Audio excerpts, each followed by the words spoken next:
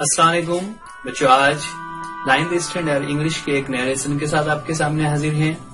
ये वीडियो मुंबई महानगर पालिका के वर्चुअल क्लास की तरफ से पेश किया जा रहा है। मैं Ansari Rashid Akhtar 9th standard English के एक नए लेसन के साथ। तो चलिए शुरू करते हैं आज का हमारा लेसन।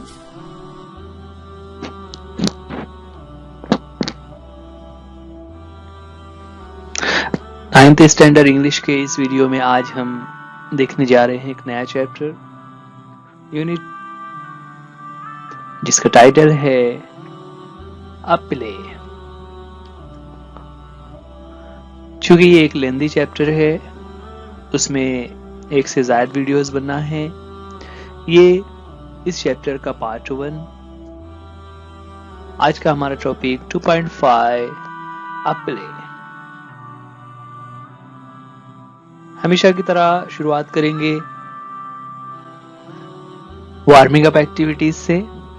वार्मिंग अप एक्टिविटीज जैसा कि इससे पहले भी आपको बताया गया, जिसमें चिट चैट सेक्शन होता है, जिसमें कुछ क्वेश्चंस दिए हुए होते हैं। ये क्वेश्चंस हमारे पर्सनल लाइफ के लिए बहुत अहम होते हैं, है ना। पर्सनल रिस्पॉन्स जो क्वेश्चंस हैं उसके मुतालिक बहुत अहम है। तो हमें यहाँ पर हम हमेशा ध्यान रखना है कि ये जो क्वेश्चंस हैं आपको उसकी प्रैक्टिस करना है, रिटन में भी और ओरल कम्युनिकेशन में भी। जी हाँ बच्चों, आपको बातचीत के दौरान इन सेंटेंसेस का, इन वर्ड्स का यूज करना है। किस तरह से है, यहाँ पर क्वेश्चंस हमारे सामने आ रहे होंगे। पहला क्वेश्चन है, do you like to watch plays. सबसे पहले यहाँ पर ये जो वर्ड यूज किया हुआ है प्लेज, प्लेज कहते हैं ड्रामा को। अब ड्रामा आपने अपने स्कूल में देखा होगा कि जब हमारे यहाँ पर एनुअल फंक्शन हो रहे होते हैं तो उसमें ड्रामा भी शामिल होता है ना। इसके अलावा कुछ ऐसे कंपटीशन भी होते हैं जहां पर ड्रामास को भी इंक्लूड किया हुआ होता है, तो ड्रामा कॉम्पिटिशन्स होते हैं। तो ड्रामा आपने कभी देखा हो तो उसके मुतालिक क्वेश्चन है कि do you like to watch plays. क्या आपको ड्रामा देखना पसंद है ना। चूंकि ये डू से शुरू होने वाला क्वेश्चन है तो इसका आंसर जो रहेगा वो यस या नो में बनता है। तो यहाँ पर हम कह सकते हैं yes, I like to watch plays, है ना। क्या कहेंगे, yes I like to watch plays, कि हाँ मुझे ड्रामा देखना पसंद है। आगे बढ़े नेक्स्ट क्वेश्चन पर। नेक्स्ट क्वेश्चन है, which is the last play you saw. ठीक है, अब आप कह रहे हैं आपको ड्रामा देखना पसंद है, तो आपने लास्ट टाइम कौन सा ड्रामा देखा था। यहाँ पर भी we can have different answers, क्योंकि सब बच्चों ने अलग अलग ड्रामा देखा हुआ होगा। जैसे अगर मैं बात करूं तो मैंने लास्ट टाइम ड्रामा देखा था, जो मुझे याद है, एक ड्रामा कंपटीशन में हम गए हुए थे। वहां पर हमने रुस्तम और सोहराब का ड्रामा देखा था, है ना, मुझे याद है। तो यहाँ पर इसका आंसर किस तरह बनेगा, तो आंसर इस तरह बनेगा कि last time I saw Rustam और सोहराब प्ले। ठीक है, आप जो भी प्ले देख रहे हैं उसका आंसर किस तरह बनेगा, last time I saw Juliet Caesar, last time I saw the play a passage to India. इस तरह आपने जो भी प्ले देखा हुआ हो, बहुत सारे प्लेज होते हैं, कुछ हिस्टोरिकल प्लेज हैं, कुछ करंट अफेयर्स पर टेम्पररी प्लेज होते हैं ना। तो अलग अलग टाइप के प्लेज होते हैं। आंसर बनता है लास्ट टाइम आई सॉ, और फिर प्ले का जो टाइटल था वो हम बता देंगे। आगे बढ़ेंगे, नेक्स्ट है, do you watch TV serials, और उसके आगे है which ones. Do you watch TV serials, क्या आप टीवी सीरियल्स देखते हैं। विच वंस, कौन कौन से सीरियल्स आप देखते हैं। देखिए अब ये जो प्लेज या ड्रामाज हैं, एक्चुअल में क्या था कि जिस जमाने में टीवी और फिल्में नहीं थे तो उस वक्त लोगों को एंटरटेनमेंट के लिए बुक्स पढ़नी पड़ती थी और ड्रामास देखने पड़ते थे। तो ड्रामास, अब ये जो प्लेज या ड्रामास हैं ये चेंज होकर हमारे सामने टीवी और फिल्म की शक्ल में आ गए हैं। तो हम यूं कह सकते हैं कि जो भी टीवी सीरियल्स हम देख रहे होते हैं वो एक किस्म का ड्रामा ही चल रहा होता है, एक किस्म का प्ले होता है। बस उसे हम लोग स्टेज की बजाय हम अपने टीवी स्क्रीन पर देख रहे होते हैं, जहां पर कैरेक्टर्स जो है वो कैमरे के सामने अपनी एक्टिंग कर रहे होते हैं, राइट। तो यहाँ पर क्वेश्चन है कि do you watch TV serials? तो उसका आंसर क्या हो जाएगा? Yes, I watch TV serials. उसके आगे है विच वंस, कौन से सीरियल्स आपको पसंद है? अब इसका आंसर अलग अलग हो सकता है। कोई कहेगा कि I like to watch family dramas, I like comedy dramas, comedy serials, I like competition serials ना, बहुत सारे कंपटीशन वाले सीरियल्स चल रहे, dance competition, then singing competition, okay. So ये अलग अलग किस्म के सीरियल्स होते हैं जिसके बारे में। तो आपका आंसर क्या बनेगा कि yes, I watch TV serials, I watch family dramas. इस तरह से हम उसका आंसर बना सकते हैं। Now, do you like slow moving serial? Do you like slow moving serials? Slow moving serials क्या होते हैं कि उसमें एक एक चीज को डिटेल में बताया जाता है, जिसकी वजह से स्टोरी थोड़ा स्लो लगती है। और आमतौर से जो स्लो मूविंग ड्रामास होते हैं, स्लो मूविंग सीरियल्स होते हैं, वो हमें पसंद नहीं आते। तो यहाँ पर आंसर हो सकता है कि no, I don't like slow moving serials. Then, do you like stories from the past? What type of stories do you like? कि पास्ट की जो स्टोरीज हम अपने बुक्स में पढ़ते हैं या किसी दूसरे बुक में हम पढ़ रहे होते हैं, उसके ताल्लुक से सवाल है कि क्या आपको इस तरह के स्टोरीज पढ़ना पसंद है? तो आपको कौन सी स्टोरीज, आप किस तरह की स्टोरीज पढ़ना पसंद करते हो? तो हमारा आंसर क्या बन जाएगा कि we like the stories which are historical, adventurous, है ना। हम लोग इस तरह की स्टोरीज पसंद करते हैं।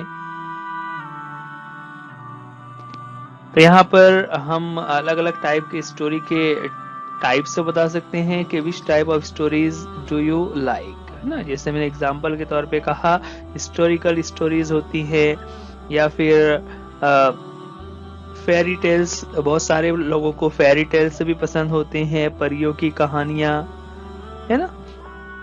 तो ये अलग अलग टाइप के स्टोरीज होते हैं जो हम पढ़ रहे होते हैं, जिनको हम रीड करते हैं। तो ये था हमारा वार्मिंग अप, जिसमें कुछ क्वेश्चंस हमारे सामने थे।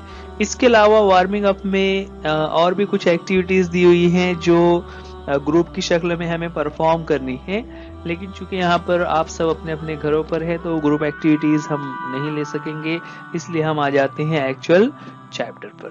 तो चलिए,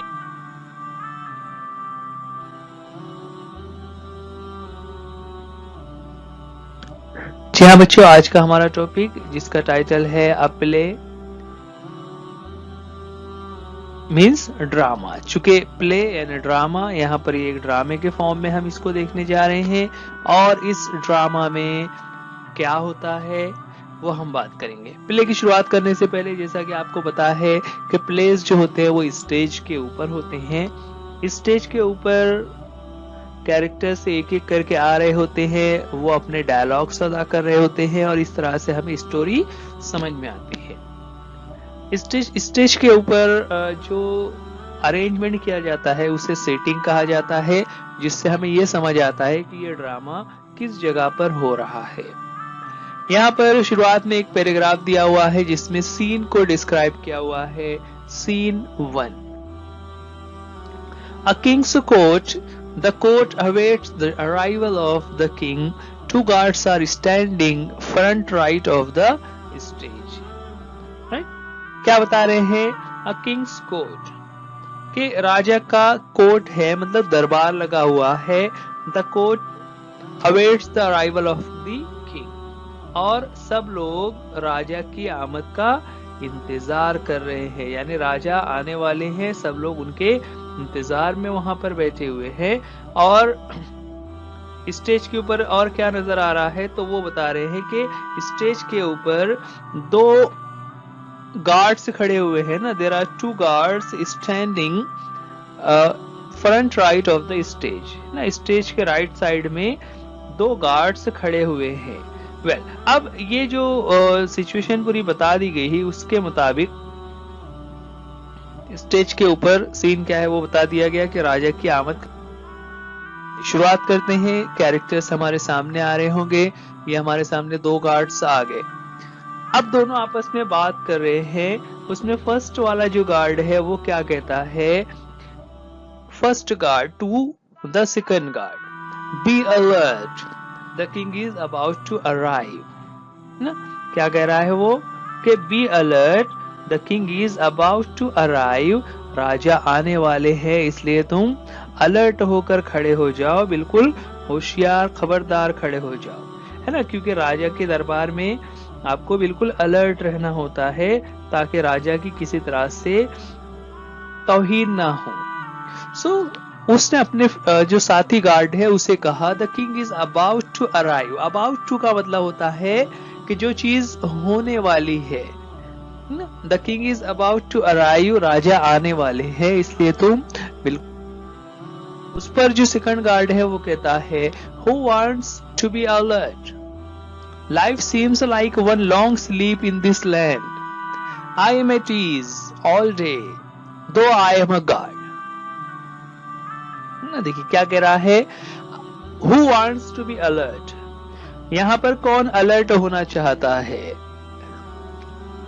यानी अलर्ट होने की कोई जरूरत नहीं है, उसका कहने का मतलब। Life seems like one long sleep in this land, जिंदगी तो ऐसा हो गया है जैसे एक लंबी नींद में सोए हुए हैं। आई एम एट ईज, मैं बिल्कुल आराम से हूं। एट ईज का मतलब होता आराम से होना, पूरी सहूलतों के साथ होना। तो I am at ease all day, है ना, दिन भर मैं आराम से रहता हूं।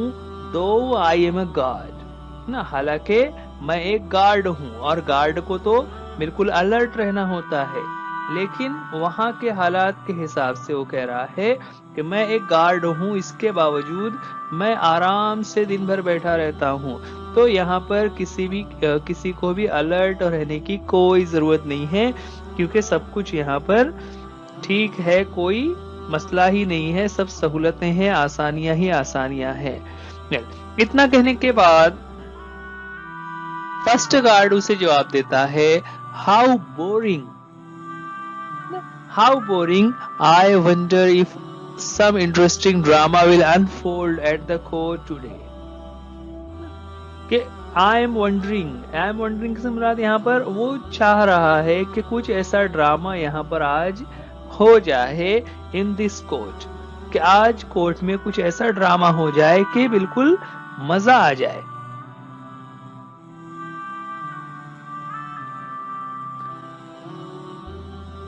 Unfold at the court, unfold का मतलब होता है will happen. So I wonder if some interesting drama will unfold at the court today, I would enliven the atmosphere, के उस माहौल में enliven हो जाना। enliven का मतलब होता कि एक जिंदगी दोबारा लौट जाएगी, है ना, ऐसा लगेगा कि हम लोग बिल्कुल बोर हो गए थे तो हमारी जिंदगी में जान पड़ जाएगी, है ना। enliven का मतलब क्या होता है, जिंदगी में जान आ जाना, क्योंकि अभी तक जो लाइफ है उनकी, दोनों गार्ड्स जो है वो बोर हो रहे होते हैं, उनके पास कोई काम नहीं होता, ना उन्हें किसी चीज का कोई खतरा है, ना कोई उनके सामने मसला है।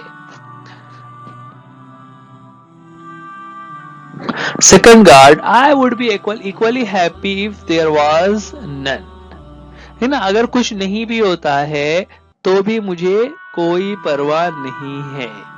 Enter the disciple looking around, हाँ, जब वो दोनों आपस में बात कर रहे हैं तभी वहां पर एक डिसिपल हाजिर होता है, जो जैसे हमारे सामने ये शख्स आया हुआ है। Enter the disciple looking around, वो आसपास देखते हुए एक शख्स महल में दाखिल होता है। अच्छा, ये जो वर्ड यूज किया हुआ है डिसिपल, डिसिपल का मीनिंग होता है फॉलोअर। फॉलोअर का मतलब क्या होता है, जिसे हम आसान अल्फाज में कह सकते हैं चेला। चेला से मुराद क्या होता है कि किसी बुजुर्ग या किसी पहलवान या किसी ऐसे शख्स को अपना उस्ताद मानना और उनकी बातों पर अमल करना जो अपने आप में बहुत काबिल शख्स हो। तो आमतौर से जो लोग जैसे किसी बुजुर्ग से ताल्लुक रखते हैं, इसी तरह अगर हिंदू मजहब की हम बात करें तो वहां पर जो लोग साधु संतों से ताल्लुक रखते हैं, ऐसे लोगों को डिसिपल कहा जाता है ना। ये वर्ड हमने इससे पहले गौतम बुद्धा के चैप्टर में भी पढ़ा हुआ है। अगर आपको याद हो 7th में हमने उनका चैप्टर पढ़ा था, वहां पर ये वर्ड डिसिपल आ रहा था। अब वो जो एक डिसिपल था वो इर्द गिर्द देखते हुए ना, लुकिंग अराउंड यानी इधर उधर, वो नया था। अब नया कैसे था, तो आगे उसकी बात, वहां पर आया तो उसे गार्ड ने रोका। उसने कहा halt, you are a stranger, give your identity. क्या कहा उसने, हॉल्ट। हॉल्ट का मतलब होता है ठहर जाओ ना, यानी उसने रुकने के लिए कहा। और रुकने के लिए कहने के बाद क्या कहा, यू आर ए स्ट्रेंजर, तुम एक अजनबी नजर आ रहे हो, गिव योर आइडेंटिटी, अपनी पहचान बताओ। यानी तुम अजनबी ये राजा के कोर्ट में, किंग के कोर्ट में कैसे आ गए, तुम कौन हो, अपनी। उस पर वो जो डिसिपल था उसने कहा यू आर राइट, क्या आप सही कह रहे हैं, मैं एक स्ट्रेंजर हूं, मैं एक अजनबी शख्स हूं, I am a visitor here, मैं यहाँ पर एक विजिटर के तौर पर आया हूं। मैं यहाँ पर विजिटर, विजिटर का मतलब यहाँ पर हो सकते हैं जो जिसे हम मेहमान कह सकते हैं ना, बाहर से कोई आया हुआ शख्स हो तो उसे विजिटर कहा जाता है। तो मैं यहाँ पर सिर्फ विजिट करने के लिए यानी देखने के लिए आया हूँ। क्या देखने के लिए आया है, तो वो आगे कहता है, आगे अपने बारे में उसने एक चीज और बताई, a disciple of the wise sage from Gangor forest where lies the east of your kingdom. ठीक है, एक जो घंगोर फॉरेस्ट है ना, घंगोर जंगल है, उन जंगलात में एक साधु रहते हैं ना। वाइज सेज का मतलब क्या हुआ है, साधु। सेज साधु को कह सकते हैं किसी इस तरह के संत को जो नॉर्मल लाइफ छोड़कर इस तरह जंगलात में रह रहे हो, उन्हें सेज कहेंगे। सो वो उसने कहा कि वो जो साधु हैं जो कि बहुत वाइज हैं, वाइज कहा जाता है समझदार को, बहुत ही ज़हीन दानिश्वर को, जिनको जिंदगी के बारे में चीजें पता है, कि वो मैं उनका डिसिपल हूं, मैं उनका फॉलोअर हूं और मैं यहाँ पर देखने के लिए आया। अच्छा, वो कहाँ पर रहते हैं, तो वो जंगलों में रहते हैं जो इस किंगडम के ईस्ट में है। तो गार्ड ने पूछा व्हाट ब्रिंग्स यू हियर, तुम्हारे यहाँ आने की क्या वजह है। ब्रिंग्स यू हियर का मतलब तुम्हारे यहाँ आने की क्या वजह है, तुम यहाँ क्यों आए हो।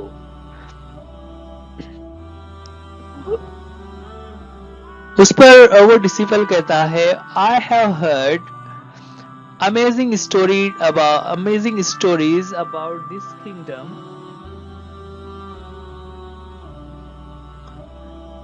this kingdom of Andher Nagari and the great king Chaupat. I am especially impressed by the fact that everything in the market is sold at the same price, no complications. हाँ, देखिए अब यहाँ पर उस डिसिपल ने कुछ बातें बताई। और देखिए बच्चों, ड्रामा में यही होता है कि जो कैरेक्टर्स हमारे सामने आ रहे होते हैं उनके डायलॉग्स की मदद से हमें पूरी स्टोरी समझ में आ जाती है। अब यहाँ पर ये जो डिसिपल है उसने जब ये तमाम बातें जो आगे हम उसको समझने जा रहे हैं, उसकी बातों को पढ़ने के बाद, उसके डायलॉग्स को देखने के बाद हमें ये अंदाज होता है कि एक्चुअल में वो किंग और किंग कौन है और ये सारा किस एरिया में हो रहा है।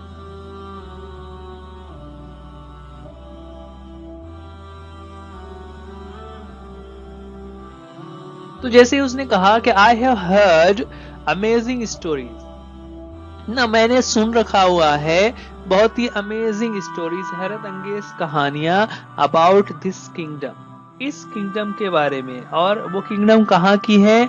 अंधेर नगरी ना। अंधेर नगरी, आपने ये वर्ड उर्दू में सुना हुआ होगा। अंधेर नगरी कब कहते हैं? जहां पर पूरा निजाम ही उल्टा फुल्टा चल रहा हो, उसे अंधेर नगरी कहा जाता है। तो उस इलाके का नाम ही अंधेर नगरी है। तो जाहिर सी बात है, अंधेर नगरी है तो वहां पर फिर सारे काम ही उस तरह से उल्टे ही चल रहे होंगे, है ना। तो यहाँ पर उसी के ताल्लुक से वो कह रहा है कि मैंने ऐसा सुना है कि तुम्हारे इस किंगडम में, इसके मुतालिक मैंने हैरत अंगेज बातें सुन रखी है तुम्हारे अंधेर नगरी की। और वहां के राजा का नाम क्या है? चौपट राजा। चौपट राजा ये क्या है? आपने कहावत सुनी होगी, अंधेर नगरी चौपट राज। तो अंधेर नगरी चौपट राज ये कहावत है जो उस वक्त यूज की जाती है जब कोई काम उसूलों से बिल्कुल हटकर हो रहा हो, है ना। तो यहाँ ये जो पूरा किंगडम है उसके मुतालिक ये उसका नाम रखा हुआ है, यानी ये बहुत ही अजीब नाम है जो उस इलाके के बारे में है, यानी पूरा वहां का निजाम ही उल्टा है। अब उसकी एक मिसाल उन्होंने दी कि I M specially impressed by the fact कि एक जो बात मुझे मालूम हुई जिसने मुझे बहुत ज्यादा इम्प्रेस किया, वो ये कि in the market is sold, everything in the market is sold at the same price, कि मार्केट में हर चीज सेम प्राइस पर सेल हो रही होती है, यानी हर चीज की सेम कीमत है, नो कॉम्प्लिकेशंस, उसमें किसी भी किस्म का कोई कॉम्प्लिकेशन या कोई भाव ताव की, रेट की कोई खटखट नहीं है, कोई पेचीदगी नहीं है। ये बातें सुनकर गार्ड्स में से एक गार्ड कहता है, you have heard right, in our land you can buy the most rich and delectable sweets for the same price as an equal measure of vegetables. कि तुमने सही सुना हुआ है, हमारे इलाके में आप कितनी ही अच्छी, कितनी ही most rich and delectable sweets ना, मिठाइयों के मुतालिक है कि तुम कितनी ही महंगी और आला दर्जे की मिठाई अगर पसंद करोगे तो उसकी कीमत भी उतनी ही होगी जितना एक वेजिटेबल की हो सकती है। जैसे पाव भर अगर आप आलू ले रहे हैं तो अफलातून भी पाव भर आपको उतनी ही कीमत में मिलेगा। 1 किलो आप प्याज खरीद रहे हैं तो 1 किलो कोई दूसरी मिठाई अगर आप लेना चाहेंगे तो 1 किलो मिठाई भी उतने ही की रहेगी जितने में 1 किलो प्याज है। इस तरह हर चीज की कीमत। टका सेर भाजी टका सेर खाजा, ये एक हिंदी की कहावत है। टका सेर भाजी टका सेर खाजा, यानी तमाम चीजों की यकसा कीमत होना, किसी के लेवल और मेयार के हिसाब से उसकी कीमत कम ज्यादा ना होना। उस वक्त ये कहावत यूज की जाती है, टका सेर भाजी टका सेर खाजा। तो I am quite happy about it, it makes life easy, है ना। कि ये जो सिस्टम है सुनने में हो सकता है तुम्हें अजीब लग रहा हो, लेकिन इसमें बहुत आसानी है, कोई मसला नहीं होता, सबको सेम रेट में तमाम चीजें मिल रही होती है। डिसिपल जो वो अजनबी शख्स आया हुआ है वो कहता है, सो इट शुड, हाँ ये तो अच्छी बात है कि सबको सहूलत हो रही है। It would be good idea to settle in this land, तो अगर मैं यहाँ पर सेटल हो जाता हूँ, यानी मैं यहाँ पर रुक जाता हूँ रहने के लिए, so it would be good idea, ये एक अच्छी बात होगी अगर मैं यहीं पर रहने लग जाऊं। But first I would like to attend the court today and pay my respect to the mighty king Chaupat, लेकिन पहले मैं कोर्ट में हाजिर होकर राजा को रेस्पेक्ट पे करना चाहूंगा। मैं मतलब टू पे रेस्पेक्ट का मतलब क्या होता है, किसी का एहतराम करना को है ना, जिसे उर्दू में कहते हैं आदाब बजा लाना, किसी को रिस्पेक्ट देना। तो मैं राजा को रिस्पेक्ट देना पेश करना चाहूंगा द माइटी किंग। माइटी कहते हैं बहादुर को, कि मैं जो हमारे बहादुर राजा है उनको रिस्पेक्ट देना चाहूंगा, उनको आदाब बजा लेना चाहूंगा, इसीलिए मैं कोर्ट में आया हूं। तो उस पर गार्ड्स जो है वो कहते हैं कि यू मे स्टैंड देयर, तुम वहां जाकर खड़े हो जाओ। पॉइंटिंग आउट ना, उंगली से इशारा किया, with those people who are in a queue, कि जो लोग क्यू में खड़े हुए हैं, कतार में खड़े हुए हैं, तुम वहां जाकर उनके साथ ही खड़े हो जाओ अगर तुम्हें किंग को देखना है और कोर्ट में हाजिर होना है। अब उसके बाद देखिए, ये जो ब्रैकेट में लिखा हुआ है ये एक्चुअल में वहां का सीन बता रहे हैं कि loud voice from back stage ना, पीछे से तेज आवाज आती है। क्या आवाज आ रही है? हियर यू पीपल, यानी जिसे हम उसे कह सकते हैं सुनो सुनो सुनो। Here comes the most noble, most revered, most gracious, most learned King Chopet of this vast kingdom. Make way for the king, bow to the royal monarch.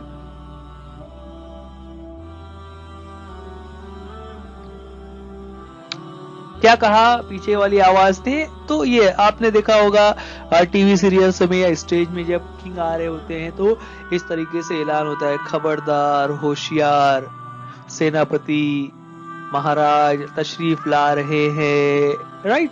तो इस तरह से यहाँ पर इंग्लिश में उन्होंने यहाँ पर उसका डिस्क्रिप्शन दिया हुआ है कि किस तरह से उन्होंने राजा के लिए अलग अलग एडजेक्टिव्स यूज किए, noble, revered, gracious, learned king, और फिर कहा कि make way for the king, राजा के लिए रास्ता छोड़ो, bow to the royal monarch, राजा के लिए, राजा के सामने अदब से झुक जाओ, है ना। बो का मतलब होता है आदाब बजा लाओ, झुक जाओ।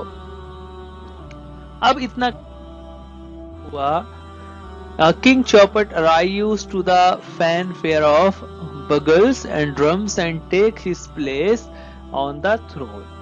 कि राजा जो चौपट है, किंग चौपट, वो अपने फैन फेयर के साथ arise to the fanfare of bugles ना, ढोल ताशों के साथ वो दाखिल होते हैं, यानी स्टेज पर आते हैं और आकर अपनी कुर्सी पर वो बैठ जाते हैं। टेक थ्रोन, राजा आकर कुर्सी पर बैठ जाते हैं। अब आने के बाद वो कहते हैं लेट द कोर्ट बिगिन, आज का दरबार शुरू किया जाए। ठीक है, तो इस तरह से ये ड्रामा शुरू हो रहा है, जो है अंधेर नगरी, इस किंगडम में जिसके राजा का नाम है चौपट, है ना। एक्चुअल में ये हिंदी की कहावत है, अंधेर नगरी चौपट राज, उसी को लेकर एक फनी प्ले हमारे सामने पेश किया जा रहा है। अब दरबार में, राजा के कोर्ट में किस तरह से क्या वाकया होता है, चलिए देखते हैं एक एक करके। So let the court begin ना, किंग। अच्छा बच्चों, एक चीज और बताते चले, यहाँ पर ये जो डायलॉग्स हमारे सामने आ रहे हैं, उन डायलॉग्स के साथ ये जो किंग वर्ड के बाद दो नुक्ते लगे हुए हैं, इन्हें कोलन कहा जाता है। और आपको पता ही है कि ड्रामा में इस तरह से जो सिंबल यूज किया जाता है, उसका मतलब ये हो रहा है कि अब उसके आगे का डायलॉग जो है वो शख्स अदा कर रहा है। तो king says let the court begin ना, राजा ने कहा कि चलो दरबार की शुरुआत करते हैं। दरबार शुरू होता है तो वहां पर एक गार्ड जो है वो आवाज लगाता है, जो मैसेंजर है ना, मतलब वो उसके पास लोगों ने अपना लिस्ट दी हुई है कि लोगों को क्या क्या प्रॉब्लम है। तो वो ऐलान करता है द फर्स्ट कंप्लेनेंट, कि पहला शख्स जिसकी शिकायत थी वो राजा के दरबार में हाजिर हो।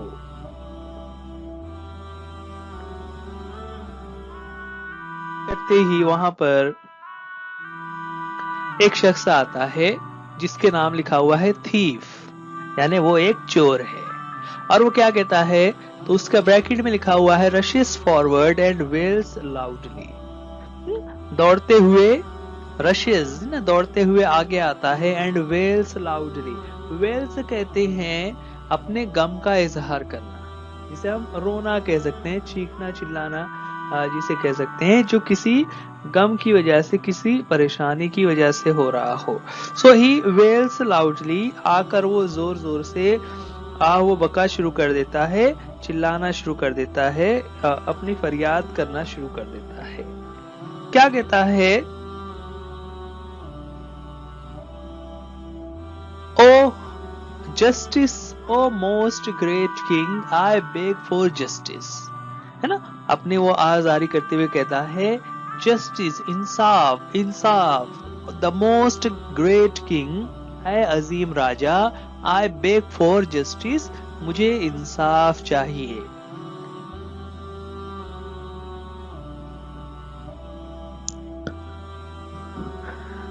उस पर किंग पूछते हैं व्हाट इज योर कंप्लेंट, तुम्हें किस बात की कंप्लेन है, यानी तुम्हें किस चीज की शिकायत है जो तुम इंसाफ मांग रहे हो।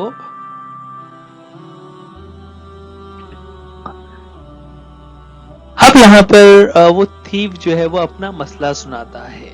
वो क्या कहता है, in this great land of Andher Nagri, my friend and I have been truly hard working honest thieves.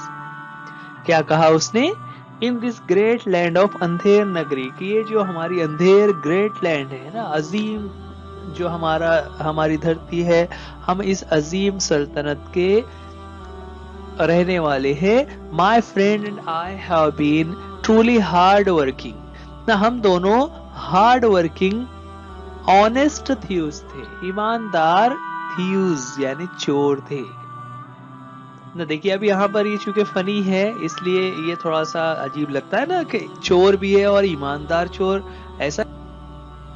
आगे वो कहता है all these years we have been true to our profession and what is our reward, ना क्या कहा उसने, all these years, इन तमाम सालों में, यानी जब से हम चोरी का काम कर रहे हैं, we have been true to our profession, हम अपने पेशे में पूरी ईमानदारी से काम कर रहे हैं, and what is our reward, और हमें बदले में क्या मिला, हमें इनाम में क्या मिला। लास्ट नाइट, है ना, अब आगे वो वाकया बता रहा है। Last night with great efforts we made a hole in the wall of a merchant's house when all his family were away. क्या कहा उसने, एक वाकया सुनाते हुए कहा कि last night with great effort we made a hole in the wall of a merchant's house. जो मर्चेंट हाउस है, जो ताजिर का घर है, उस ताजिर के घर में हमने दीवार में एक होल बना लिया, एक सुराग बना लिया। When all his family were away, जब उसकी फैमिली यानी उसके उस मर्चेंट के घर वाले पूरे बाहर गए हुए थे, घर में नहीं थे, तो हमने मौके को देखकर उसके घर की दीवार को उस रास्ता बना लिया। My friend peered through that hole into the house. My friend peered through, है ना, peer का मतलब होता है झांकना, कि मेरे दोस्त ने, जो मेरा दोस्त है, उसने उसमें से झांक कर अंदर देखा, उस सुराख में से झांक कर अंदर देखा। जब वो देख रहा था, when suddenly the wall collapsed, जब वो देख रहा था उसी वक्त वो दीवार जो है कोलैप्स्ड हो गई। कोलैप्स यानी गिर गई। वेल्स लाउडर, और फिर से वो आहवजारी करते हुए वो कह रहा, and my friend was instantly killed, I lost my only friend and partner. ना वो जो दीवार इंस्टेंटली गिर गई थी, कोलैप्स हो गई थी, तो उसमें मेरा फ्रेंड जो था, he was instantly killed, वो जगह पर ही मर गया, यानी किल्ड हो गया, वो उस दीवार में दबकर मर गया। I have lost my only friend and partner, कि मेरा ये जो दोस्त था वो अब मेरे साथ नहीं है। लॉस्ट, लॉस्ट का मतलब उसका अब इंतकाल हो गया है, वो मर गया है। वो मेरा इकलौता दोस्त था और मेरा पार्टनर था। अब उसकी ये बातें सुनकर वो आगे और अपनी बात को कंटिन्यू रखते हुए कहता है, O king, it's merchant's fault for living in a house with such weak walls. कि ए राजा, इट्स मर्चेंट्स फॉल्ट, ये राजा की गलती है ना, क्योंकि उसका ही घर था, उसकी दीवार टूटी। तो living in a house with such weak walls, इतनी कमजोर दीवार वाले घर में वो रहता है। अगर दीवार कमजोर नहीं होती तो मेरा दोस्त नहीं मरता। तो ये सब उस मर्चेंट का फॉल्ट है, मेरा फ्रेंड मरा हुआ है। उस पर किंग जो है वो ऑर्डर देता है, fetch the merchant at once, fetch the merchant at once, a life for life, the merchant must be hanged. है ना, राजा ने क्या कहा, फेच द मर्चेंट, उस मर्चेंट को लेकर आओ, एट वंस यानी फौरन, अभी, यानी मर्चेंट को अभी हाजिर करो। अ लाइफ फॉर लाइफ, जान के बदले जान, यानी तुम्हारी, चूंकि एक शख्स की जान गई है, उसके बदले में उसकी भी जान ली जाएगी, जिसकी वजह से ये हुआ है। The merchant must be hanged, उस मर्चेंट को हैंग होना होगा, यानी उसे फांसी पर चढ़ा दिया। The merchant must be hanged. Third guard leaves and returns with the merchant who Bhoj before the king. और उसी दौरान जब राजा ये ऐलान करता है तो उसका गार्ड जो है वो, जो पहरेदार है, वो जाता है और मर्चेंट को लेकर दरबार में हाजिर होता है। बच्चों, चूंकि ये एक बड़ी स्टोरी है और वीडियो ऑलरेडी आधे घंटे से ज्यादा हो रहा है, इसलिए हम लोग इस स्टोरी को यहीं पर रोकते हैं। आगे की स्टोरी हम पार्ट 2 में देखेंगे। ये था हमारा चैप्टर 2.5 अ प्ले। ये वीडियो आप PMC EJO उर्दू स्टैंडर्ड 9 इस चैनल पर देख रहे हैं। आप इस वीडियो को लाइक कीजिए, चैनल को सब्सक्राइब कीजिए, वीडियो को अपने दोस्तों में शेयर कीजिए, और अगर आपको कोई बात डिफिकल्टीज आ रही हो तो आप हमें कमेंट्स में भी पूछ सकते हैं। इस वीडियो का सेकंड पार्ट जल्दी ही आपके सामने आ रहा होगा, जहां पर आपको आगे की स्टोरी मिल जाएगी। सो डियर स्टूडेंट्स, आज के लिए इस वीडियो में इतना ही। वीडियो देखने के लिए थैंक यू। अल्लाह हाफिज, गुड बाय।